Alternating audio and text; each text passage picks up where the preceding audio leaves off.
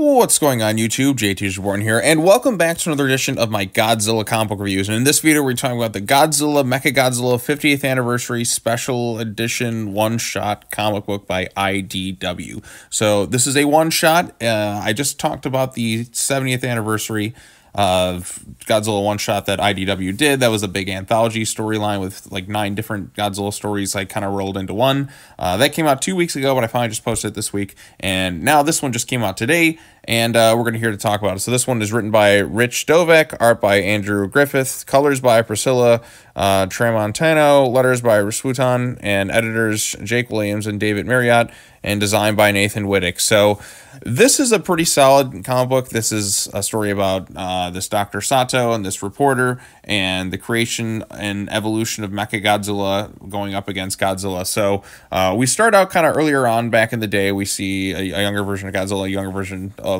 like this character known as Dr. Sato, who was kind of saved, and you have this reporter who's interviewing different people trying to get more intel on this Dr. Sato, who's basically was picked up as a young kid who survived the Godzilla attack at a very young age, has basically been working to develop this technology to face off against Godzilla. The first thing, of course, is the Super X. So we're kind of going through the Heisei era technology, if you will. And then, of course, finally builds Mechagodzilla. But what's interesting here is we have kind of the same things that happened in the original Godzilla vs. Mechagodzilla in 1974, where it was Godzilla facing off against another Godzilla in disguise. It turned out to be Mechagodzilla, although instead of turning into that original design, it turns into the Heisei era design.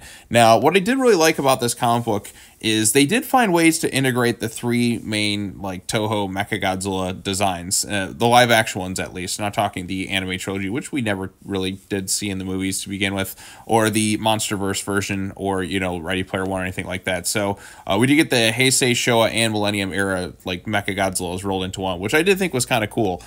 So like I said, they have this, and every time he tries to fight it, it doesn't go so well. We do get some appearances from Rodan. We get some beam clashes in there, which you gotta have, and we see how like the technology is kind of involved to like to try and fight Godzilla, even finding ways to bring in Garudon. So there's a lot of nods to the 1993 Godzilla vs. Mechagodzilla 2, and then of course one of the characters who this reporter has been interviewing tries to come forward and say, hey, everything's not all as it seems. This Dr. Sato guy who vowed revenge against Godzilla and has kind of like sold humanity out so he can kind of get this technology from the Simians. Now, the Simians do kind of make a brief cameo, and Dr. Sato was revealed to have been working with them. It's like, look, they're going to come here regardless. I want my revenge. I'd rather kind of go willingly as working for them as opposed to just being on like, just have them take over and have nothing to kind of offer and, whatever. So that's kind of interesting. I always love to see the Simians show up. They were kind of always my favorite villains of the Showa era.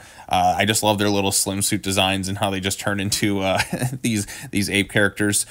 So then it would get, of course, this Dr. Sato, while working with the Simians, kind of creates a new version of Mechagodzilla. So we went through the Heisei area with the regular, Mechagodzilla 2, and then the Super Mechagodzilla design, which almost worked, but of course Rodan comes in, very reminiscent of that film. And then they kind of build the Kiryu version, and you have people who are in total support of it. Now, you do understand Sato's perspective. I mean, he lost his family to Godzilla and the Titans, or Kaiju or whatever, have caused all sorts of destruction around the planet. And of course, like I said, some of it's just like, I'd want retaliation too. So totally understand his point of view, but he kind of, like I said, souls out humanity to kind of work with these aliens. Eventually gets found out about, and then the Simians come in with their own version of Mechagodzilla, the classic version. So they did find a creative way to integrate the Kiryu version, the Showa version, and the Heisei version of Mechagodzilla all into this one storyline, which I thought was really cool and rather surprising and unexpected. And then, of course, Dr. Sato kind of sacrificed himself, and then Godzilla's kind of like actually kind of helps the people at one point by facing off against this Mechagodzilla threat, and of course there's sacrifice and all that involved. And the Simians, that storyline still feels kind of open-ended to an extent because they don't really make a full-blown invasion. But for a one-shot comic book, you do understand the Sato character's point of view with this whole situation. I did like seeing that. We do see him kind of change as he kind of realizes his revenge.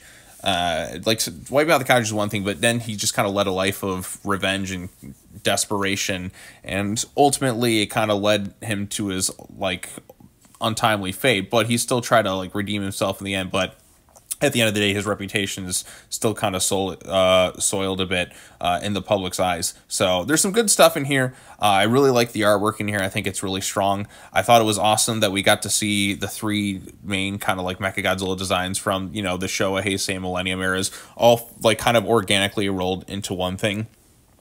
But they kind of went out of order. They went like the Mechagodzilla 2 design, and then they went Kiryu, and then the Simians kind of brought in the original Mechagodzilla design, which I don't know, it's always kind of tough for me to decide my ultimate favorite. I always really like the original Showa design, but I also love the Kiryu design as well, and how interesting it kind of looks and kind of mixed in together and such. So but again, it's a good solid like one-shot storyline. And if you're a big fan of Mechagodzilla, I can't see what's not to love with it. You get the different versions of him. Mechagodzilla is always kind of my favorite Godzilla rival. Like in general, like overall, when I think of Godzilla's toughest opponent throughout the course of each film, I feel like Mechagodzilla always puts up the best fight in each film. When you look at the Showa era, the original film, Godzilla just gets his ass beat pretty badly, and he becomes a bloody mess. And then Terror Mechagodzilla, of course, it's the tag team thing, but Godzilla's kind of a little bit stronger at that point. Then you go Mechagodzilla 2, and Godzilla pretty much dies, if not for Rodan coming in to kind of resuscitate him. And then even like the Kiryu battles, those were kind of like tooth and nail fights. I mean, the humans were kind of at a disadvantage, but you know, Godzilla like was substantially like got his ass kicked like in some ways quite a bit. Like he went through hell in those fights. Absolutely, it's not exactly a one-sided fight. And then of course the MonsterVerse version where Godzilla just gets the crap beaten out of him rather easily, which still to me I feel like he should have gotten a little bit more offense in the fight. That's always kind of bothered me about that. It should be a little bit more even, but still kind of a tooth and nail kind of fight. But still, Mechagodzilla has always kind of remained my favorite Godzilla opponent, because it's Godzilla but like mechanized form. I mean, you have something and then you just create a mecha version. It's just, mechas are just cool. So I really like this one. I think it's a pretty solid Godzilla comic book, and if you're a fan of Mechagodzilla, it's definitely one to check out. So yep, that's going to be it. I'm all caught up with my Godzilla comic book reviews for this week. Feels pretty good. What did you think of this issue? Post your comments down below. Be sure to like this video, share it with your friends, subscribe to the channel for more content, hit that bell for notifications, all that other fun stuff. Not sure what video will be next for me. We shall see. But in the meantime, thanks so much for watching. As always, take care now. Bye-bye then, and I'll see you all in the next video. Peace out.